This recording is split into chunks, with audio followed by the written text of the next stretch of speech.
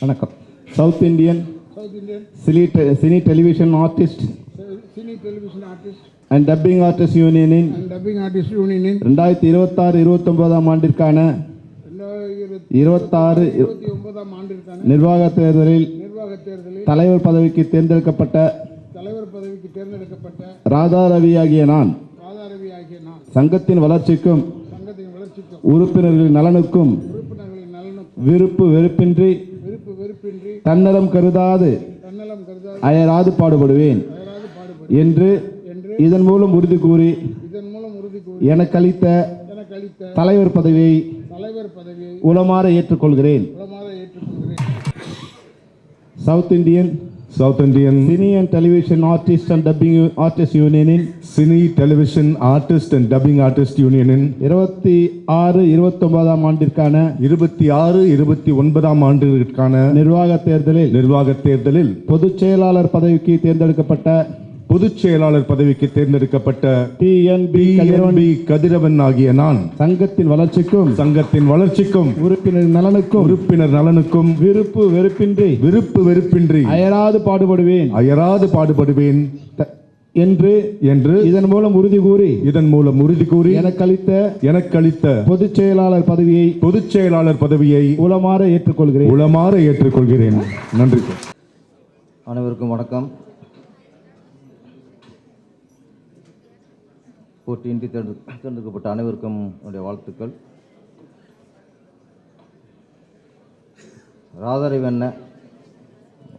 ராதா ரவி அப்படின்னு பேரை சொன்னாலே ஒரு கெத்து தான். அப்பவுமே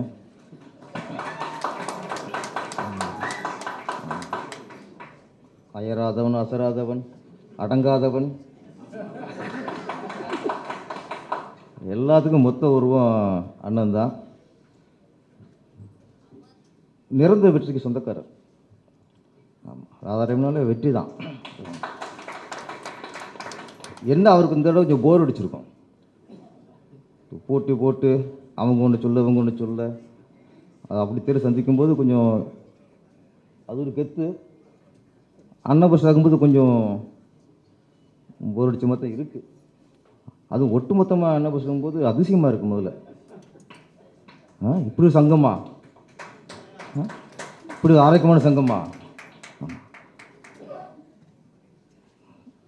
தேர்தலில் போட்டிட்டு வெற்றி பெறுங்கிறது அது வெற்றி.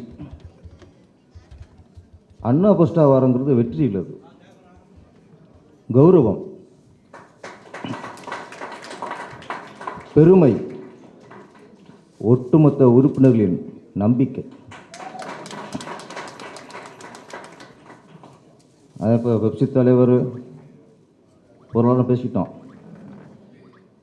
தேர்தலில் போட்டிக்கிட்டு வெற்றி அடைஞ்சிடலாம். ஆனால் அந்த அன்னபுஷ்டா வரங்கிறது தான் சாதாரண விஷயம் இல்லை. அதுதான் ஒரு முழுமையான வெற்றி. அன்னபுஷ்டுங்கிறது ஒரு மனதாக இல்லை, உறுப்பினர் ஒட்டுமொத்த மனதும் தேர்ந்தெடுக்கப்பட்ட ஒரு வெற்றி தான் இந்த வெற்றி. ரொம்ப சந்தோஷமாக இருக்குது. ராதாரவனை பற்றி நம்ம நிறைய விஷயம் சொல்லிட்டே இருக்கலாம். இந்த யூனியனுக்கு கிடைத்த மிகப்பெரிய பொக்கிஷம் ராதாரவன். இன்னைக்கு கதிரவனாக இருக்கட்டும், சாஜிதாவாக இருக்கட்டும், செயற்குழு உறுப்பினர்கள், ஜாயின்ட் செக்ரட்டரி, எல்லாருடைய வெற்றிக்கு இந்த அன்னபுஷ்டவருக்கு காரணம் ராதா ரவி அண்ணங்கிறத மறுக்க முடியாது.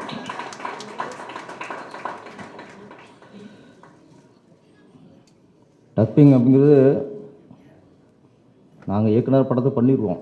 எங்களுக்கு 2 பேர் தான் எங்கள் கனவு நிறைவேற்றுறவங்க. ஒன்று கேமராமேன், நாங்கள் என்ன நினைக்கிறோமோ விஷுவலாக கொண்டு வருவாங்க. அப்புறம் டப்பிங் ஆர்டிஸ்ட். சில கதாநாயகிகள்லாம் நாங்கள் சொல்ல டைலாக் ஒப்பிச்சுட்டு போயிடுவாங்க. நாங்கள் எடிட்டிங்கில் பார்க்கும்போதே அதில் உயிர் இருக்காது.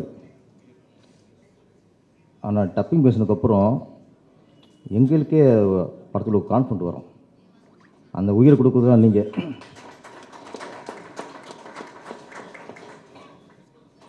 நான் டைரக்டர் ராமநாத சார்ட்ட உதவி இயக்குனர் ஒர்க் பண்ணேன். எங்கள் ராமநாதன் சார் வந்து ராதாரவணனுக்கு அவ்வளோ க்ளோஸ், அவ்வளோ பெரிய நண்பர்கள் அவருக்கு. அப்போ நான் அஸ்னா ஒர்க் பண்ணும்போது டப்பிங்கில் இருப்போம், சின்ன சின்ன வாய்ஸ் தான் கொடுப்போம். ஒரு வார்த்தை 2 வார்த்தை நான் கொடுக்குறது. ஆனால் நான் உதயகுமார் இருக்கும்போது நீ இத்தனை பேர் டப்பிங் கிளாஸ் பண்ண சாதனையை நான் பண்ணேன். அதுக்கு நீங்கள் உட்காந்து சேர்த்துக்கணும். துர்கான்னு படம் எங்கள் டேரக்டர் தெரியும். யானை, குரங்கு, நாய் இதுதான் அதிகமாக யூஸ் பண்ணுவார். துர்காவில் குரங்கு நடிச்சிருக்கும். படம் ஃபுல்லாக அதுதான். அது ஒரு ஹீரோ மாதிரி தான். அது குரங்கு ஒரு அப்பப்போ கோமா கத்தும், இந்த பல்ல வச்சுட்டு கோமா கத்தும். அதுக்கு சவுண்டு கொடுக்கணுமே. நான் அவரோட கொடுத்துட்டேன். இன்ஜினியரு உள்ளெல்லாம் சூப்பர்ட்டாங்க, கரெக்டாக இருக்குப்பான்ட்டாங்க. எனக்கு ரொம்ப பெருமையாக போச்சு. அப்பா குரங்கு கரெக்டாக கத்திட்டோம் அப்படின்ட்டு. இப்போ தான் அந்த காப்பி பேஸ்ட் எடுத்து ஃபுல்லாக போடுவாங்க. அப்போ அப்படி இல்லை. எத்தனை முறை கற்றுனாலும் அத்தனை முறையும் படத்தில் கற்றணும். ஒரு முறை கற்றிட்டேன்னா எல்லாம் பாடிட்டாங்க. படத்தில் 300 தடவை கத்திருக்கு குரங்கு. திருப்பி ஒவ்வொரு என்ன கூப்பிட்றாங்க, எங்கே அவன் அங்கேயே அவன்ட்டு கத்தியாமா. நான் திருப்பி கத்தி கத்தி கடைசி ஏண்டா குரங்குக்கு டப்பிங் கொடுத்தோம்.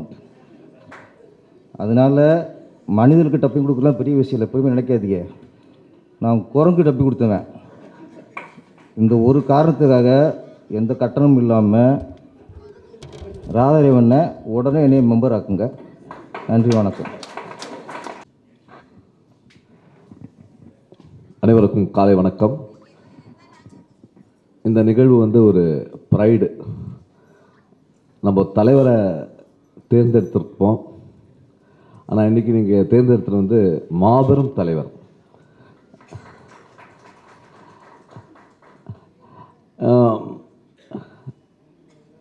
தலைவரை பற்றி சொல்லணும்னா, இவர் வந்து மக்களுக்கு வந்து நிறைய விஷயங்களை நையாண்டித்தனமாகவும் கோபமாகவும் கிண்டலாகவும் சொல்லியிருப்பார். ஆனால் அவர் சொன்ன ஒவ்வொரு பதிவும் இன்னைக்கு நம்மளுடைய எல்லார் மனசிலும் நின்று கொண்டு ஒரு நடிகராக இருந்து கொண்டு ஒரு டப்பிங் யூனியனுக்கு இப்படி ஒரு சேவை செய்து கொண்டிருப்பது இவர் ஒருவர் என்பதை நான் தெரிவித்துக் கொள்கிறேன். நடிகராக இருந்துட்டோம்னா பணத்தை வாங்குகிறோம், கோடிக்கணக்கில் பணத்தை வாங்குகிறோம், ஜாலியாக லைஃப்பில் போய் செட்டில் ஆகிடுவோம். இவருக்கு எதுக்கு இங்கே வந்து யூனியன்லேருந்து உட்காந்துட்டு உங்களுக்காக மல்லு கட்டிகிட்டு இருக்க வேண்டிய வேலை இருக்குது. ஆனால் அவர் நடிகர் மட்டும் இல்லை, ஒரு தொழிலாளியின் வியர்வை உணர்ந்து கொள்ளும் ஒரு மாபெரும் மனிதனாக அவர் இருந்து கொண்டிருக்கிறார். உங்களுடைய ஒவ்வொரு பிரச்சனைக்கும் முடிவு சொல்ல அவர் இங்கே உட்கார்ந்துட்டு இருக்கார். உங்களுடைய வாழ்க்கையில் உயர்வுக்கு இங்கே உட்கார்ந்துட்டு இருக்கார். ஸோ அண்ணா ரொம்ப பெருமைண்ணா. உங்களோட நாங்களாம் இருக்கிறது, பயணிக்கிறதே வந்து ரொம்ப சந்தோஷமாக நினைக்கிறேண்ணே. So you are all very blessed. நீங்கள் வந்து இப்படி ஒரு மாபெரும் தலைவரை கண்டெடுத்து உங்களோடு இருக்கிறார் என்பது நீங்களாம் கொடுத்து வச்சுருக்கீங்க. இது உங்களுக்கு பல நல்ல விஷயங்களை அமையும் என்று தெரிவித்துக்கொண்டு இந்த வாய்ப்பினை கொடுத்த டப்பிங் யூனியனுக்கு என்னுடைய வாழ்த்துக்களை தெரிவித்துக்கொண்டு, அப்புறம் நிர்வாகியாக எல்லாரும் வந்திருக்காங்க. என்னுடைய நண்பர் அப்புறம் ஷாஷிதா,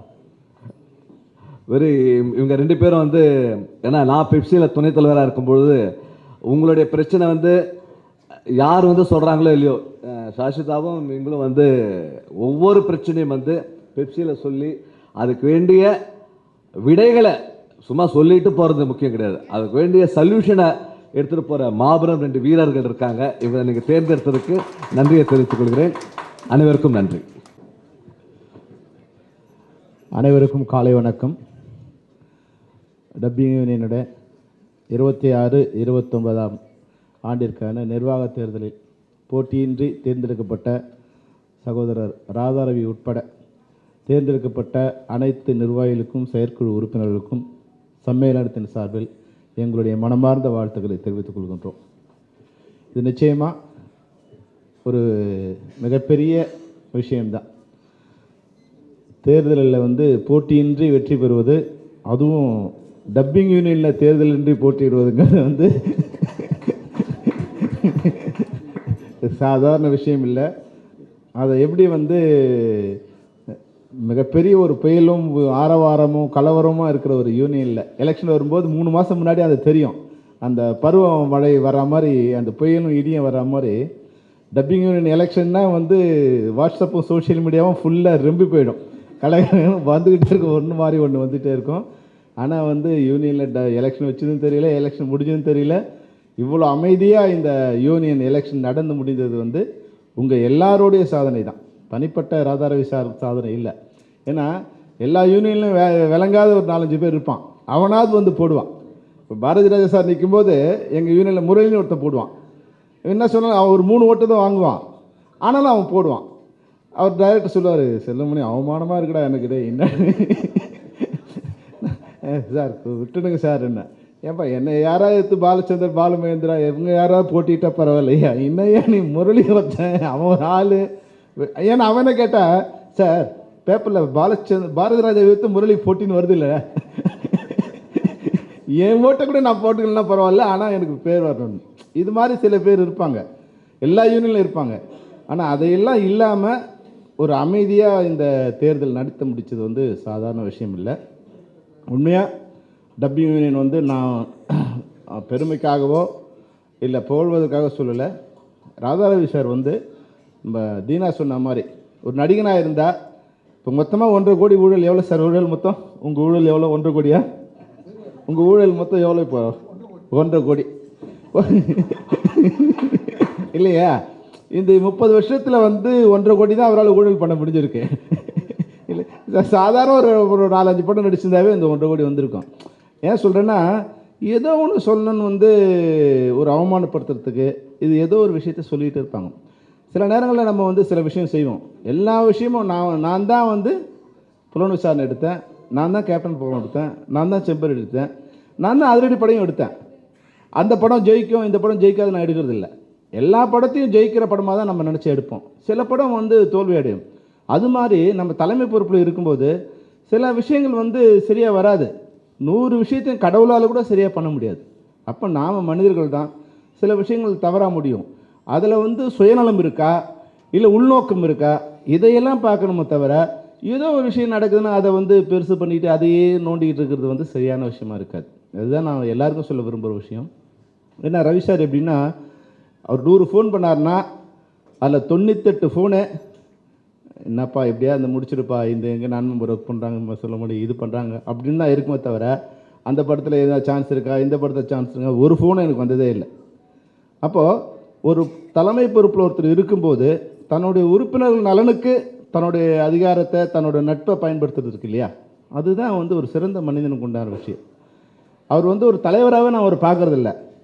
ஒரு பெரிய அண்ணன் வீட்டுக்கு பெரிய அண்ணன் இருந்தால் வந்துட்டு வாடாங்க வா வா வா, வெளியே பேசுகிறவனுக்கு ரொம்ப கஷ்டமாக இருக்கும். ஆனால் கேட்குறவனுக்கு அதை பற்றி இப்போ இன்னொருத்தனை வாடா நம்ம இன்னொருத்தன் நம்மளை கூப்பிட்டா நம்ம ஒத்துப்போமா? இப்போ நிறைய பேர் ஒரு வாடா போடான்னாரு, வேறு மாதிரிலாம் கூப்பிட்டாரு. இதே ஆள் வெளியே போகும்போது ஒருத்தர் வாடான்னா நம்ம சும்மா இருப்போமா? அப்போ என்ன மாதிரி எதுன்னா ஒரு அன்பு, தலைவனுக்கும் உறுப்பினருக்கும் ஒரு சகோதரத்துவமான ஒரு அன்பு இந்த யூனியனில் இருக்குது. சில நேரங்களில் அது நடக்கும். அதுதான் இந்த யூனியனோட பலமாக நான் கருதுகிறேன். உண்மையாக ராதாரவி சார் நான் 40 வருஷம் ஆச்சு நான் அவரை பார்த்து. இப்போ எப்படி இருக்காரோ அப்படி தான் அப்பவும் இருப்பார். வளர்ந்த பிறகு மாறிட்டார். வயசு ஒன்றா கொஞ்சம் முன்னாடி நர விழுந்திருக்க தவிர அதே கேரக்டரில் எந்த மாற்றமும் இருக்காது. அவ்வளோ அன்னைக்கு நான் அசிஸ்டன்ட் டைரக்டராக இருக்கும்போது அதே மரியாதை தான். இன்றைக்கி டைரக்டர் ஆன பிறகோ இல்லை பிரசிடென்ட் ஆன பிறகோ எனக்கு மரியாதை கொடுக்குற நினைக்காதீங்க. அன்றைக்கி நான் சாதாரணமாக மணிவண்ணன் சார்கிட்ட உதவி இயக்குனர், அன்றைக்கும் அதே மரியாதையோடு அதே நட்போடு தான் பழகினார். இன்றைக்கும் அந்த மனிதர்களை தராதாரம் பார்த்து, ஸ்டேட்டஸ் பார்த்து, வெற்றி தோல்வி பார்த்து பழகிற பழக்கம் ரவி சார் கிடையாது. ஏன்னா அவர் ஜெயலலிதாவுக்கும் அப்படி தான் இருப்பார், கருணாநிதிக்கும் அப்படி தான் இருப்பார், ஸ்டாலினுக்கும் அப்படி தான் இருப்பார், இங்கே தாசரதிக்கும் அப்படி தான் இருப்பார். ஐயோ இவன் சின்னவன் பெரியவன் இல்லை, கட்சியிலேருந்து உங்களை தற்காலிகமாக நிற்கிறோம். ஏன்பா தற்காலிகம் நிற்க, மொத்தமாக நிற்கிறீங்கப்பா என்ன, எதுக்கு உங்களுக்கு தற்காலிகம்? அதை ஒரு பெருசாக எடுத்துக்கிறது கிடையாது. ஏன்னா அதில் பிழைக்கிற பொழைப்பு கிடையாது இல்லையா. அவங்கக்கிட்ட போய் நின்று காலை கையை பிடிச்சி பிழைக்கிற பொழைப்பு அது கிடையாது. அதனால் நீ என்னை வச்சுக்கிட்டா சந்தோஷம், அமுச்சிட்டா ரொம்ப சந்தோஷம் இருக்குது. அதுதான் ரவி சாரோட கேரக்டர். அதனால் இங்கே கூட எப்பா என்னை வச்சுக்க என்னை கேட்டார், என்ன சொல்ல முடியும் இந்த வாட்டி நிற்கிறியான்னு. ஏன் சார் என்ன, இல்லைப்பா நீ அங்கே பெப்சிக்கு வர்றதா இருந்தால் நான் இங்கே வரேன், இல்லைன்னா என்னால் முடியாதுப்பா எனக்கு அப்படின்னாரு. இல்லை சார் எனக்கு கொஞ்சம் சின்ன சின்ன வேலை இருக்குது, அதனால் இந்த முறை நான் வந்து பெப்சிக்கு வர்றதா இருக்கேன் சார் அப்படின்னா நான் நிற்கிறேன்ப்பா அப்படின்னு வந்து கேட்டுக்கிட்டு தான் இந்த எலெக்ஷன்லேயே வந்து அவர் கண்டெஸ்ட் பண்ணார். அதுபோல் அடுத்து வர்ற ஒரு நிர்வாகிகள் கூட கதிராக இருக்கட்டும், ஷாஜித்தாவாக இருக்கட்டும், பெப்சியோட மிகச்சிறந்த நிர்வாகிகளில் வந்து ஷாஜித்தா ஒருத்தர். அவ்வளோ வந்து 100% வந்து 100% அட்டண்டன்ஸ் இருக்கும். நம்ம யூனியன் விஷயம் மட்டும் இல்லாமல் நாங்கள் பொதுவாக வந்து ஒரு 4-5 பேர் இப்போ வந்து தீனா, அசோக் மேத்தா, ஷாஜிதா இது மாதிரி கொஞ்சம் பேர் நாங்கள் நிர்வாகிகள் இல்லாமல் கொஞ்சம் பேர் வந்து மெயின் நிர்வாகி இல்லாமல் முக்கியமான வேலையை சொன்னோமோ அது வந்து வேலையை மெனக்கட்டு அந்த வேலையை பண்ணுவாங்க. எந்த விதமான பிரதிபலனும் இல்லாமல் 12 மணி நேரம் அங்கேயே உட்கார சொன்னாலும் அங்கேயே உட்காந்து அந்த வேலையை பண்ணுவாங்க. அதில் ஷாஜிதா வந்து ஒரு பெண்ணாக இருந்தால் கூட இரவும் பகலும் பார்க்காம எந்த நேரமும் வந்து அவங்க உட்காருவாங்க. அதுபோல் கதிரை வந்து நீங்கள் 24 மணி நேரத்தில் எப்போ வேணாலும் கூப்பிடலாம். சில நேரங்களில் வந்து டப்பிங்கில் இருந்தால் அடுத்த ½ அன் ஹவரில் ஃபோன் வந்துடும், சார் என்ன சார் இது மாதிரி பிரச்சனை, அது தனிப்பட்ட பிரச்சனையாக இருந்தாலும் சரி, மொத்த பிரச்சனையாக இருந்தாலும் மிக சுமூகமாக அதை பண்ணி கொடுப்பாரு. அந்த வகையில் கதிருக்கும் ஷாஜித்தாவுக்கும் ஒரு வாழ்த்துக்களை சொல்லிக்க விரும்புகிறேன். அது மாதிரி வந்து நம்ம சாமிநாத் சொன்ன மாதிரி எனக்கு வந்து சாந்தகுமார் ரொம்ப நாள் நண்பர். அவர் நான் அசிஸ்டண்டாக இருக்கும்போது அவர் வந்து இன்சார்ஜ். அதனால் இந்த இடத்துல வந்து எப்படியாவது ரவி சாரோட போடான்னு நான் ரவி சாரும் அவரும் ரொம்ப ஃப்ரெண்ட்ஸு. ஆனால் நிற்கிறது எல்லாம் எதிர்த்தே நிற்பான். என்னடா என்ன இல்லைண்ணே போடுறேன் கடைசியில் வந்து இது பண்ணிட்டான் அப்படின்வான். எப்படியாவது போட. ஏன்னா எனக்கு ரவி சாருக்கு எதிர்த்தா ஒருத்தரிக்கும் போது நம்ம நண்பரை நிற்கும் போது அவனுக்கும் நம்ம இது பண்ண முடியலையேங்கிறது இருக்கும். ஆனால் இந்த வேலையில் பார்க்கும்போது ரவி சார் அணியில் வந்து சாந்தகுமாருக்கு சால்வ் போடுறது ஒரு சந்தோஷமான விஷயம்தான். எல்லாரும் வந்து வேறு கருத்து இருந்தாலும் அதுபோல் குமரன் வந்து எனக்கு வந்து நான் வந்து முதல்ல அசிஸ்டன்ட் டைரக்டர் இருக்கும்போது அவன் தான் கோவை சரளாவும் அவங்க பேர் அந்த படத்தில் கல்யாண கச்சேரி அன்பின் ஒரே ஒரு படத்தில் நான் 85 வந்து ஒர்க் பண்ணும்போது அவர் வந்து குமரன் பார்த்தேன். இன்றைக்கி அவரும் வந்து இந்த எண்ணெயில் இணைஞ்சிருக்கார். உங்களுக்கும் என்னுடைய வாழ்த்துக்களை தெரிவித்தேன் குமரன். அதுபோல் வந்து துர்கா அம்மாவும் வந்து நாங்கள் உதவி இயக்குனராக இருக்கும்போது 3 பேர் தான் எங்கள் படத்துக்கு மாறி மாறி வருவாங்க. ஒன்று துர்கா, இல்லை அனுராதா, இல்லை ஹேமாலினி. இந்த ஏன்னா ஹீரோஸ் எல்லாம் அவங்க ஓன் வாய்ஸ் வந்துடும், ஹீரோயின்ஸ் எல்லாருமே இவங்க தான் பேசுவாங்க. அந்த 40 வருஷம் கழிச்சா கூட இன்றைக்கி வந்து இந்த மேடையில் அவங்க ஒரு பொறுப்பில் இருந்திருக்காங்க. அவங்களுக்கும் என்னுடைய தனிப்பட்ட முறையில் என்னுடைய வாழ்த்துக்களை தெரிவிக்க விரும்புகிறேன். அது மாதிரி இன்னொரு விஷயம் இங்கே எனக்கு தெரிஞ்சுக்கிட்டேன். அதாவது வந்து நம்ம ஆஃபீஸுக்கு வந்து வேலைக்கு வைக்கிறதுனா சம்பளத்துக்கு பதிலாக சால்வ் போட்டால் போதும்னு வந்து ராதாராணி சார் கற்றுக்கிட்டேன். ஏன்னா மணிகண்டனுக்கு சால்வ் போட்டும்போது சொன்னார், அவர் வேணான்னாரு, வாப்பா இதான்ப்பா அவனுக்கு சம்பளம்னாரு. அதனால் இனிமேல் மணிகண்டனை வந்து தமிழ்நாடு திரைப்பட இயக்குநர் சங்கத்துக்கும் சம்மேளனத்துக்கும் நாங்கள் வந்து லாயராக வச்சுலாம் முடிவு பண்ணியிருக்கோம்.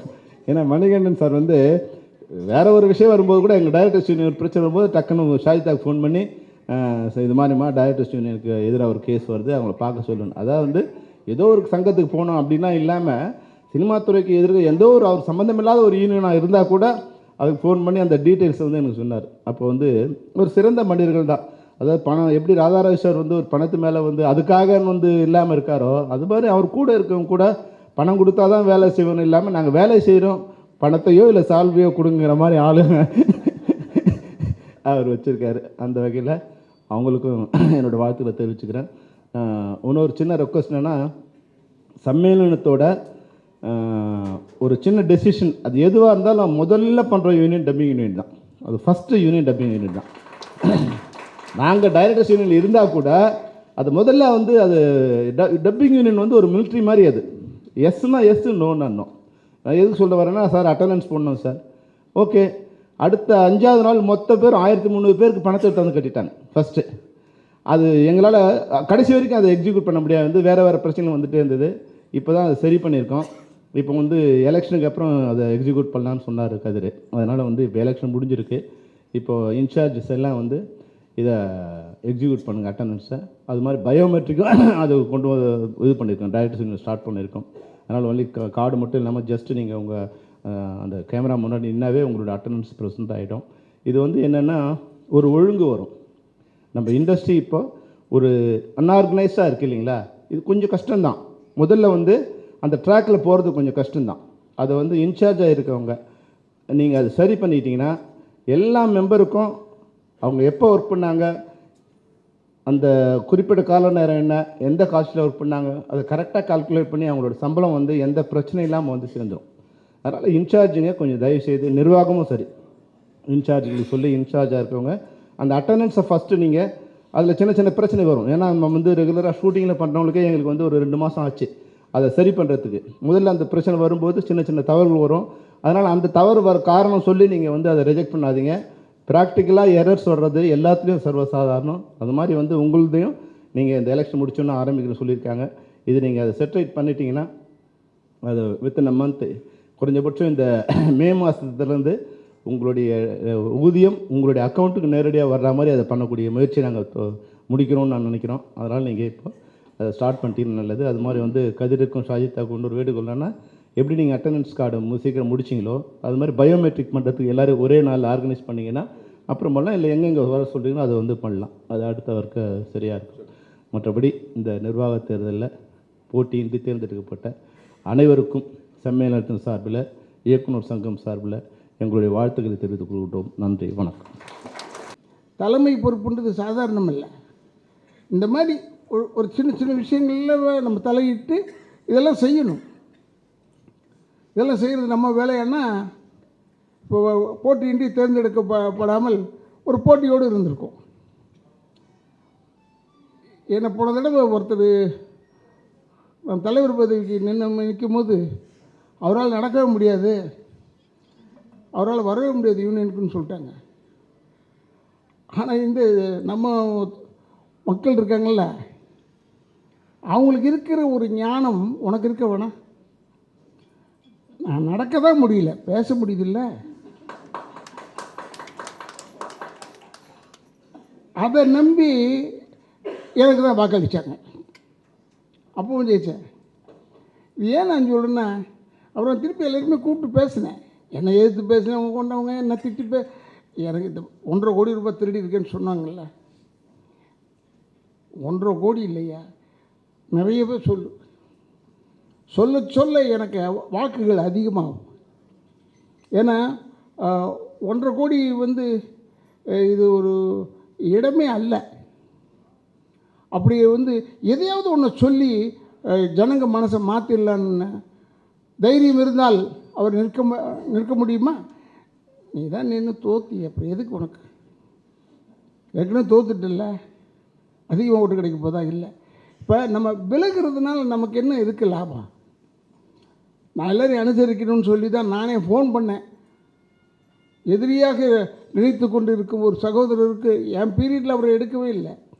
இருந்தாலும் அவருக்கு நான் பேசினேன், ஃபோனில் பேசினேன். வீட்டுக்கு வாயா பேசலாம், இல்லைன்னா நீ சொல்லு, பொது இடம் சொல்லு, வீட்டுக்கு வரதுக்கு தான் யோசிப்பாங்க.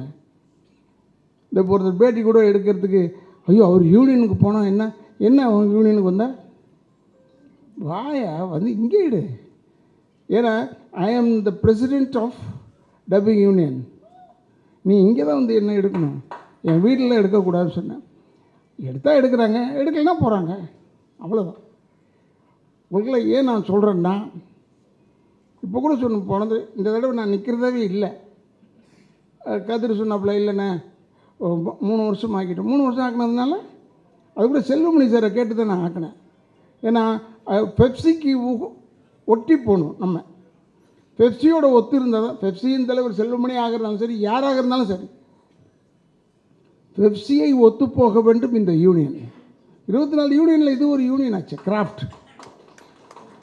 அதற்காக சொல்கிறேன். நீங்கள் அதெல்லாம் எதிர்த்தெல்லாம் போக முடியாது. இப்போ நமக்கு யாரோ இன்னொரு யூனியன் போட்டிக்கு ஆரம்பித்து உன்னை பேர் வாங்கலாம் முடியாதுடா. எவ்வளோ தடவை தான் சொல்கிறது, டயர்டாகிட்டேன் நான் சொல்லி சொல்லி சொல்லி. சரி வேணாண்டா, இந்த கருமத்தை ஒழிச்சு கட்டுவோன்னு சொல்லிட்டு கதைக்கிட்ட சொன்னேன். நான் வரலையா, தலைவருக்கு வரல, ஒன்றும் வரல, போய யாராவது எடுத்துங்க. அப்புறம் செல்வமணிகிட்ட கேட்டால் அவர் நிற்கிறேன்னு சொல்லிட்டு, இந்த ரங்கநாத மாப்பிள்ள சும்மா இருக்க மாட்டான், ஃபோன் பண்ணிக்கிட்டே இருப்பான். இல்லை செல்லுமணி நிற்கிறாருண்ணா, செல்லுமணி நிற்கிறாரு. ஓட்டு போட வந்தேன் டைரக்டர் யூனியன். எங்கே இருக்கேன்? வெளியூரில் இருந்தேன். இதற்காக வந்தேனா இல்லையா? ஏன்னா என்னுடைய கடமை என்னென்னா, நான் என் ஓட்டுங்க, என் ஓட்டால் ஜெயிக்கிறாங்க தோக்குறாங்க அது வேறு. என் ஓட்டு என் மனசாட்சிப்படி போட்டு ஆகணும். என்னுடைய உரிமையை விட்டு கொடுக்க முடியாத. அப்போ கூட சொல்லிட்டு தான் வந்தேன், செல்லுமணி சார்கிட்ட சொல்லிட்டு வந்தேன். அந்த மனுஷன் நிற்கிறேன். ஆனால் அவர் போட்டியின்றி தேர்ந்தெடுக்கப்பட்டார் டைரக்டர் யூனியனில். ஆனால் அவர் அங்கேயே நிற்கிறார். ஏன்? 10 பேரை தேர்ந்தெடுத்தால் போதும்னு சொல்கிறாங்க. அந்த 10 பேர் 11ஆவது ஆள் ஒருத்தர் நிற்கிறான். ஏன் அங்கே வந்தது வேணேன். திருப்பி எல்லோரும் நில்லு. எதுக்கு இது? கடைசியில் ரிசல்ட்டு பார்த்தா என்ன?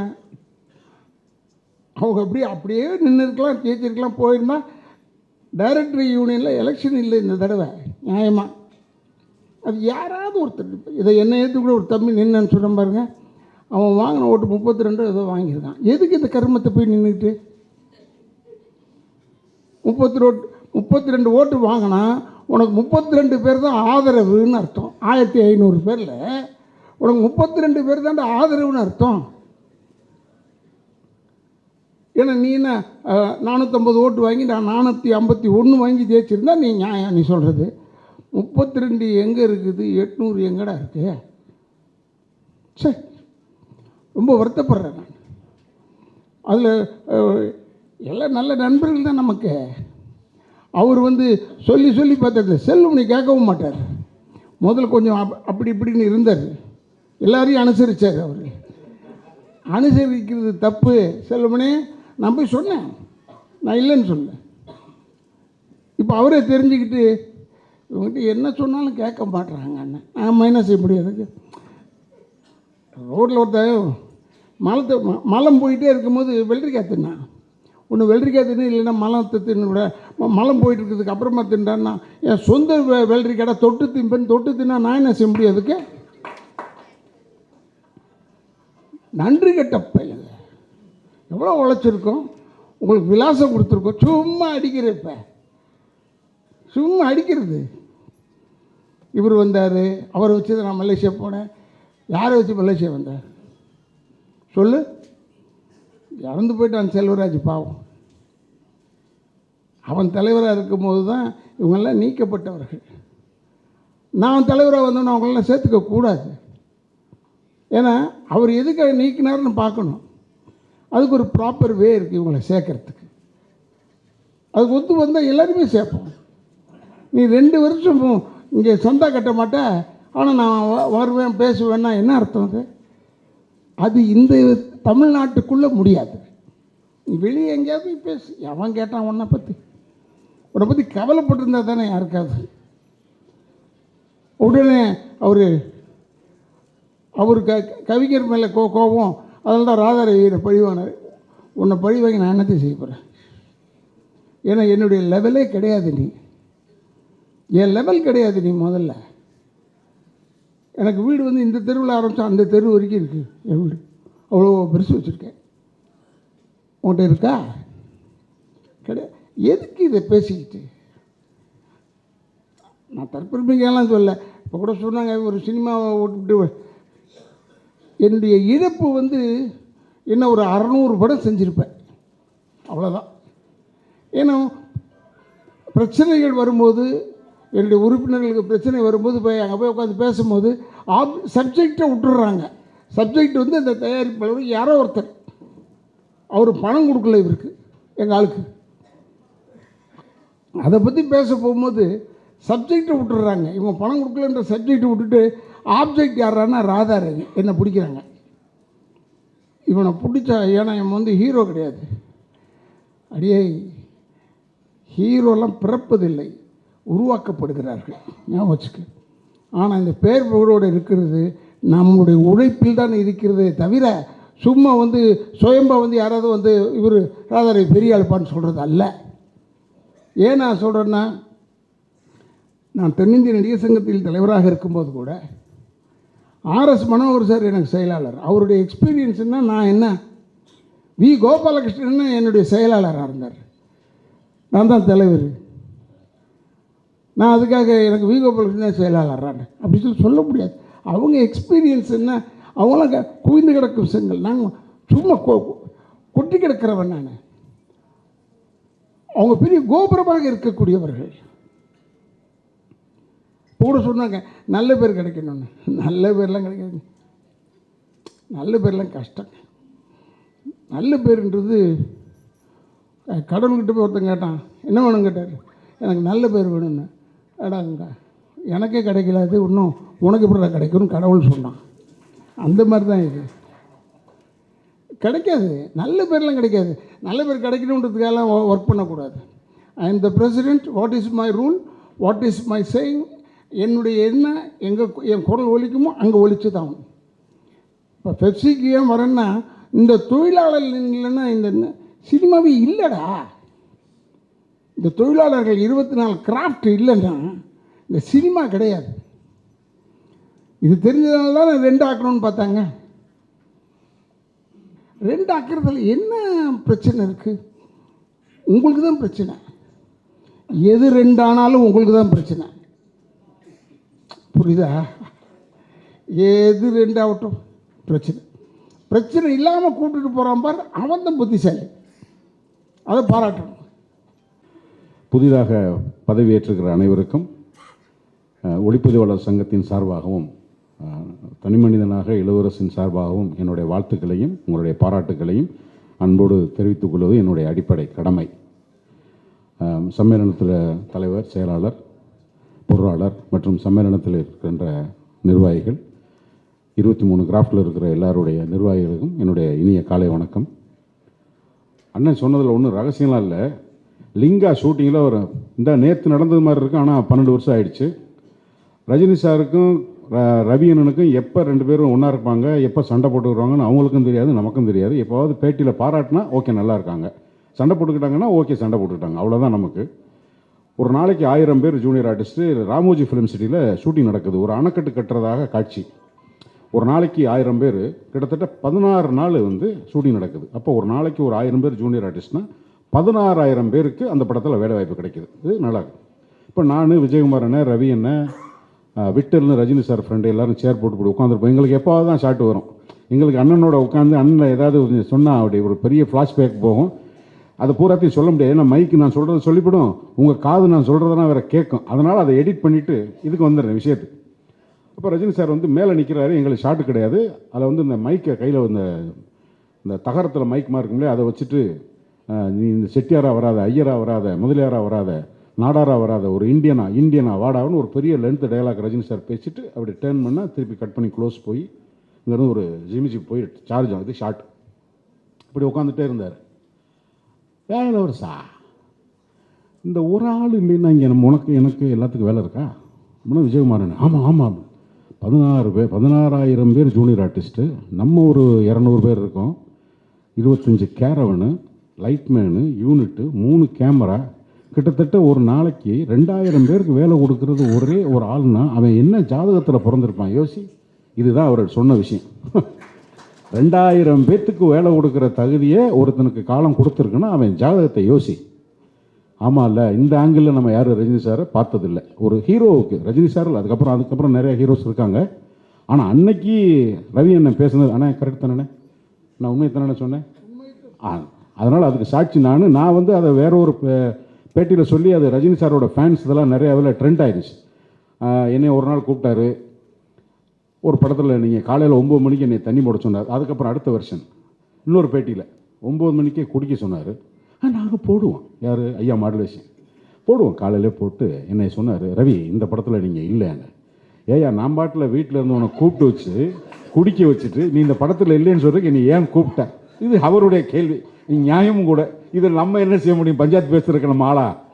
ஸோ இதுவும் நடந்துச்சு. அதுவும் வேணான்னு சொன்ன ஒருத்தரை தான் இவர் இந்த ஆங்கிளில் பாராட்டினார். அதுதான் ரொம்ப முக்கியம். ரவி அண்ணனோட குவாலிட்டி என்னன்னா வேணான்னு சொல்கிறாரு அப்படின்னு அது கோவிச்சாரு. ஆனால் ரஜினிகாந்துங்கிற ஒரு நடிகர் எவ்வளோ ஒர்த்து, அவர்னால எவ்வளோ தூரம் இண்டஸ்ட்ரிக்கு வேலை வாய்ப்பு இருக்குங்கிறதையும் ஒருத்தர் பேசுகிறாருங்கிறது தான் நடுநிலைமை.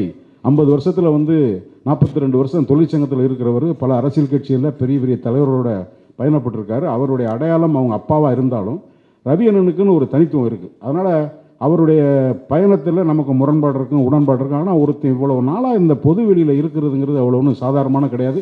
இதை மாதிரி ஒரு எமோஷனல் மேனுக்கு அது நமக்கு ஒரு பாடம். அவர் தலைவராகிறது நமக்கு என்ன ஆச்சரியம், அது வேறு விஷயம். அதனால் அவர் அண்ணன் மாத்திரம் பாராட்டுறதில்ல, டப்பிங் யூனியனில் இருக்கிற சாஜி, தம்பி கதிரவன், நிர்வாகிகள் எல்லாருக்கும் என்னுடைய மனமார்ந்த வாழ்த்துக்களை இப்போ தெரிவிச்சுக்கிறேன். எல்லாரும் நிறைய பேர் பேசணும். சம்மேளனத்தை பொறுத்த மட்டும் ஒரு தனி மனிதனாக ரொம்ப சரி பண்ணிடணும் அப்படின்னு போராடிட்டு இருக்க செல்வமணி சாருக்கு இங்கே எல்லோரும் இருக்கிறீங்க. ஸோ அவர் தனி மனிதனுடைய கமிட்மெண்ட்டை கூட இருந்து எல்லோரும் சப்போர்ட் பண்ணால் சினிமாங்கிறது ஒரு ஒழுக்கமான தொழிலாக மாறுவதற்கான டெக்னாலஜி நமக்கு ஒத்துழைக்கிறதுனால அந்த ஒரு வரையறைக்கு உட்பட்டு எல்லாரும் அவங்கவுங்க லெவலில் நம்ம வேலையை அத்துமீறாமல் இருக்கிறதுக்கான ஒரு பெரும் முயற்சி எடுத்துக்கிறாரு. அதுக்கு எங்களுடைய ஒளிப்பதிவாளர் சங்கமும் துணை நிற்கும். நீங்கள் எல்லாரும் கூட நிற்கணுன்றதை வேறு வேண்டுகோளாக வச்சு வாய்ப்புக்கு நன்றி கூறுகிறேன். நன்றி, வணக்கம்.